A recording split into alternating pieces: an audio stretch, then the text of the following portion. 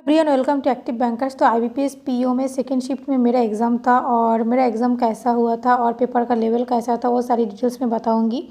यहाँ पे देखिए जो इंग्लिश सेक्शन के बारे में हम बताएंगे पहले। तो इंग्लिश में फ्रेज रिप्लेसमेंट से 5 क्वेश्चंस थे।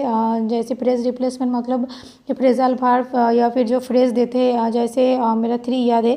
फर्स्ट एंड फॉरमोस्ट एक था वर्कआउट, एक था कॉल फॉर। तो ये से 5 क्वेश्चंस थे और ये मतलब इजी टू मॉडरेट लगा मुझे। क्लोज टेस्ट से 6 क्वेश्चंस थे और जो अरेंजमेंट होता है पार्ट वाइज सेंटेंस को डिवाइड करना, मतलब जो सेंटेंस थे और सेंटेंस को ऐसे एक सेंटेंस में 3 पार्ट बोल्ड थे और ये इसको रिप्लेस करेगा, ये इसको रिप्लेस करेगा, ऐसा जो क्वेश्चन ये 5 क्वेश्चंस थे। और ABCDE मतलब ये ऐसा क्वेश्चंस थे, एक सेंटेंस को 5 पार्ट में डिवाइड हुआ करते थे और उसको अरेंजमेंट करना पड़ेगा। वैसे 2 क्वेश्चंस थे और फिल इन द ब्लैंक से 3 क्वेश्चंस थे और ये इजी थे। और RC से 9 क्वेश्चंस थे। ये 9 क्वेश्चन में आपको मतलब 2 सिनोनिम्स पूछा गया है, लाइज एंड और एक शेक आउट, ऐसे मतलब कोई था। एक fill in the blanks RC से था और बाकी जो RC रिलेटेड क्वेश्चंस था। और ओवरऑल इंग्लिश का लेवल मुझे इजी टू मॉडरेट लगा। और आपको कैसा लगा आपको कमेंट सेक्शन में बताइए, जिनका सेकंड शिफ्ट में एग्ज़ाम था। क्वांट में बात करती तो क्वांट में जो मुझे थोड़ा सा लेंदी लगा, कैलकुलेटिव लगा, तो मैं नंबर सीरीज से 5 क्वेश्चंस पूछा गया, बिल्कुल इजी था। यहाँ पे डिफरेंस लेना पड़ता था और एक में जो स्क्वायर एंड क्यूब वाली जो डिफरेंस वो था और एक में इंटू 3 + 1, ऐसे मतलब डिफरेंस लेने में वो आपको समझ में आए और को आता था। क्वाड्रेटिक इक्वेशंस में 5 क्वेश्चंस था, ये जी था। DI 3 सेट था। 3 सेट में जो बार ग्राफ दिया था ये पे 2013 से 19 तक एक डेटा दिया था। ये एक टेबुलर DI था। तो मतलब मैंने ये रॉन्ग राइट किया, तो टेबुलर DI था। और यहाँ पे analog and digital computer selling की बात हो रहा है। और बार ग्राफ में एक 2016 एंड 17 में PQRS का कोई मतलब 900 एंड 700 कोई सेलिंग की बात हो रहा है, वो परसेंटेज में भी दिया हुआ था। और एक कैजलेट DI था। तो ये 3 DI एग्ज़ाम में था। और एरिथमेटिक से 10 क्वेश्चंस था। ये है टोटल 35 क्वेश्चंस। आप बात करते हैं रीजनिंग के। रीजनिंग में देखिए चाइनीज़ कोडिंग जो होता है वो बहुत ही ईजी होता है। चाइनीज़ कोडिंग से 5 क्वेश्चंस था।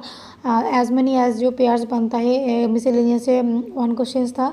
एंड वर्ड रीअरेंजमेंट मतलब एक वर्ड दिया था, उसको जो कॉन्सोनेंट को जो प्रीवियस लेटर एंड भावेल को मतलब नेक्स्ट लेटर ऐसे करके एक दिया हुआ था। और नंबर्स में ऐसे कोई वर्ड से माइनस सबस्ट्रैक्ट 1 इवन से सबस्ट्रैक्ट 2 ऐसे करके एक नंबर अरेंजमेंट था जो मिसलेनियस में था। एक मीनिंगफुल वर्ड पूछा गया 1 क्वेश्चन। एंड ब्लड रिलेशन से 3 क्वेश्चंस थे। ये 3 जनरेशन का था और टोटल 8% था। लीनियर सीटिंग में 5 क्वेश्चंस पूछा गया है और 5 को यहाँ पे 7% हुआ था। और 7% में 3% नॉर्थ में फेस एंड बाकी जो 4% south facing. And age and year based एक क्वेश्चंस था। यहाँ पे मतलब ये पजल था जहाँ पे 5 क्वेश्चंस था। एंड यहाँ पे 8% या 6% था, मुझे याद नहीं। और एक फ्लोर बेस्ड था। ये फ्लोर के साथ एक और वेरिएबल था। यह से 5 क्वेश्चंस था और यह पे मतलब 5 फ्लोर्स को अरेंज करना पड़ा था, ये इजी था।